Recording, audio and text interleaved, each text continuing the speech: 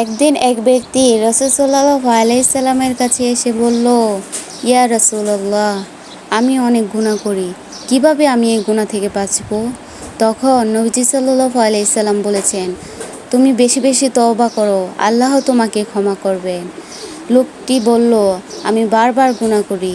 নবীজি উত্তরে বলল, প্রত্যেকবার গুনার জন্য আল্লাহর কাছে ক্ষমা প্রার্থনা করো, নিশ্চয়ই আল্লাহ তাআলা তোমাকে ক্ষমা করবেন। আল্লাহ তাআলা কাউকে ফিরিয়ে দেন না, তোমাকে নিশ্চয়ই দিবে না। সাল্লাল্লাহু আলাইহি সাল্লাম আবারও বললেন, যতবারই তুমি গুনাহ করো না কেন, আল্লাহ তাআলার কাছে ক্ষমা প্রার্থনা করো, কেননা আল্লাহ তাআলা অতি ক্ষমাশীল, সে তোমার গুনাহ নিশ্চয়ই ক্ষমা করবেন। এবং তিনি আরও বলেছেন, তুমি আল্লাহ তাআলার উপর ধৈর্য ধারণ করো, ধৈর্যের ফল আল্লাহ তাআলা মিষ্টিই দেন।